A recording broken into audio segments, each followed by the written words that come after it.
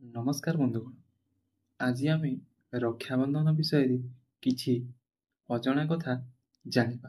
ରକ୍ଷାବନ୍ଧନର ଅର୍ଥ, ଏହା ପଛରେ ରହିଥିବା ପୌରାଣିକ କାହାଣୀ, ଏହି ପର୍ବ ପାଳନ କରିବାର କାରଣ, ଏ ସମସ୍ତ ବିଷୟ ଆଲୋଚନା କରିବା। ତେବେ ଡେରି ନକରି ଚାଲନ୍ତୁ ଆରମ୍ଭ କରିବା। ଭାଇ ଏବଂ ଭଉଣୀଙ୍କ ମଧ୍ୟରେ ଥିବା ସମ୍ପର୍କ କେବଳ ଅନନ୍ୟ ଏବଂ ଶବ୍ଦରେ ବର୍ଣ୍ଣନା କରିବା ବାହାରେ। ଭାଇ ଭଉଣୀଙ୍କ ମଧ୍ୟରେ ସମ୍ପର୍କ ଅସାଧାରଣ ଏବଂ ବିଶ୍ୱର ପ୍ରତ୍ୟେକ ଭାଗରେ ଏହାକୁ ଗୁରୁତ୍ୱ ଦିଆଯାଏ। କିନ୍ତୁ ଯେତେବେଳେ ଭାରତ କଥା ଆସେ, ଏହି ସମ୍ପର୍କ ଆହୁରି ଗୁରୁତ୍ୱପୂର୍ଣ୍ଣ ହୋଇଯାଏ। କାରଣ ଭାଇ ଭଉଣୀଙ୍କ ପ୍ରେମ ପାଇଁ ଉତ୍ସର୍ଗୀକୃତ ରକ୍ଷାବନ୍ଧନ ନାମକ ଏକ ପର୍ବ ରହିଛି। ଏହା ଏକ ବିଶେଷ ହିନ୍ଦୁ ପର୍ବ, ଯାହା ଭାରତ ଏବଂ ନେପାଳ ଭଳି ଦେଶରେ ଭାଇ ଏବଂ ଭଉଣୀଙ୍କ ମଧ୍ୟରେ ପ୍ରେମର ପ୍ରତୀକ ଭାବରେ ପାଳନ କରାଯାଏ, ଯାହା ସାଧାରଣତଃ ଗ୍ରେଗୋରିଆନ୍ କ୍ୟାଲେଣ୍ଡରର ଅଗଷ୍ଟ ମାସରେ ପଡ଼ିଥାଏ। ରକ୍ଷାବନ୍ଧନର ଅର୍ଥ। ଏହି ପର୍ବ ଦୁଇଟି ଶବ୍ଦରେ ଗଠିତ, ଯଥା ରକ୍ଷା ଏବଂ ବନ୍ଧନ। ସଂସ୍କୃତ ଶବ୍ଦ ଅନୁସାରେ ଏହି ପର୍ବର ଅର୍ଥ ସୁରକ୍ଷାର ବନ୍ଧନ, ଯେଉଁଠାରେ ରକ୍ଷା ସୁରକ୍ଷାକୁ ବୁଝାଏ ଏବଂ ବନ୍ଧନ କ୍ରିୟାକୁ ବୁଝାଏ ବାନ୍ଧିବା। ଏକତ୍ର ଏହି ପର୍ବ ଭାଇ ଓ ଭଉଣୀ ସମ୍ପର୍କର ଅନନ୍ତ ପ୍ରେମକୁ ପ୍ରତୀକ ଏହି ପର୍ବ ଭାଇ ଭଉଣୀ ସମ୍ପର୍କର ଅନନ୍ତ ପ୍ରେମକୁ ପ୍ରତୀକ କରେ, ଯାହା କେବଳ ରକ୍ତ ସମ୍ପର୍କକୁ ବୁଝାଏ ନାହିଁ। ଏହା ସମ୍ପର୍କୀୟ ଭାଇ ଭଉଣୀ, ଭଉଣୀ ଏବଂ ଭାଉଜ, ଭାଇ ଭଉଣୀ ମାଉସୀ ଏବଂ ଭଣଜା ଏବଂ ଏପରି ଅନନ୍ୟ ସମ୍ପର୍କ ମଧ୍ୟରେ ପାଳନ କରାଯାଏ। ଏକ ପୌରାଣିକ କାହାଣୀ, ଯାହା ଶ୍ରୀକୃଷ୍ଣ ଓ ଦ୍ରୌପଦୀଙ୍କ ସହିତ ଜଡ଼ିତ। ମହାଭାରତ ସହିତ ଜଡ଼ିତ ଏକ କାହାଣୀ ଅଛି ଯେ ଭଗବାନ ଶ୍ରୀକୃଷ୍ଣ ଦ୍ରୌପଦୀଙ୍କୁ ନିଜ ଭଉଣୀ ବୋଲି ମାନୁଥିଲେ। ଆପଣଙ୍କୁ କହି ରଖୁଛି ଯେ ଦ୍ରୌପଦୀଙ୍କୁ ପଞ୍ଚ କନ୍ୟାମାନଙ୍କ ମଧ୍ୟରୁ ଜଣେ ବୋଲି ବିବେଚନା କରାଯାଏ।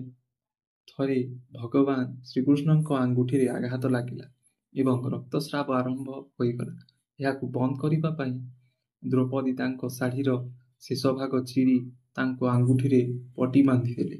ଦ୍ରୌପଦୀଙ୍କ ଏହି ଭକ୍ତି ଏବଂ ପ୍ରେମ ଦେଖି ଭଗବାନ ଶ୍ରୀକୃଷ୍ଣ ତାଙ୍କୁ ରକ୍ଷା କରିବାକୁ ପ୍ରତିଶ୍ରୁତି ଦେଇଥିଲେ ଏବଂ କୌରବମାନଙ୍କ ଦରବାରରେ ଦ୍ରୌପଦୀଙ୍କ ଚିରହରଣ ସମୟରେ ଏକ ଚମତ୍କାର କରି ଦ୍ରୌପଦୀଙ୍କ ସମ୍ମାନ ରକ୍ଷା କରିଥିଲେ।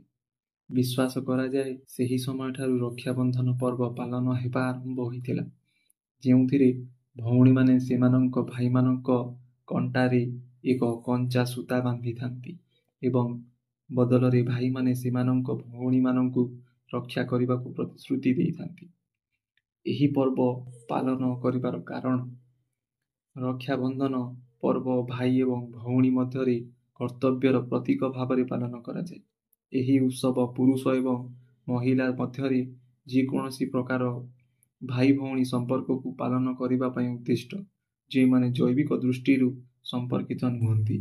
ଏହି ଦିନ ଜଣେ ଭଉଣୀ ତାଙ୍କ ଭାଇର ସମୃଦ୍ଧି, ସ୍ୱାସ୍ଥ୍ୟ ଏବଂ ମଙ୍ଗଳ ପାଇଁ ପ୍ରାର୍ଥନା କରିବା ପାଇଁ ତାଙ୍କ ହାତ ପାଖରେ ଏହି ଦିନ ଜଣେ ଭଉଣୀ ତାଙ୍କ ଭାଇର ସମୃଦ୍ଧି, ସ୍ୱାସ୍ଥ୍ୟ ଏବଂ ମଙ୍ଗଳ ପାଇଁ ପ୍ରାର୍ଥନା କରିବା ପାଇଁ ତାଙ୍କ ହାତ ପାଖରେ ରାକ୍ଷୀ ବାନ୍ଧିଥାଏ। ଭାଇ ପ୍ରତି ବଦଳରେ ଏକ ଉପହାର ପ୍ରଦାନ କରେ ଏବଂ ତାଙ୍କ ଭଉଣୀକୁ ଯେକୌଣସି କ୍ଷତିରୁ ଏବଂ ପ୍ରତ୍ୟେକ ପରିସ୍ଥିତିରେ ରକ୍ଷା କରିବାର ପ୍ରତିଶ୍ରୁତି ଦିଏ। ଏହି ପର୍ବ ଦୂର ପରିବାରର ସଦସ୍ୟ, ସମ୍ପର୍କୀୟ କିମ୍ବା ସମ୍ପର୍କୀୟ ଭାଇ ଭଉଣୀଙ୍କ ମଧ୍ୟରେ ମଧ୍ୟ ପାଳନ କରାଯାଏ। ଭିଡ଼ିଓଟି ଭଲ ଲାଗିଥିଲେ ନିଶ୍ଚିତ ଲାଇକ୍ ଓ ସେୟାର କରନ୍ତୁ। ଆଉ ଏମିତି ନୂଆ ନୂଆ ଭିଡ଼ିଓ ଦେଖିବା ପାଇଁ ଆମ ଚ୍ୟାନେଲକୁ ସବସ୍କ୍ରାଇବ୍ କରନ୍ତୁ।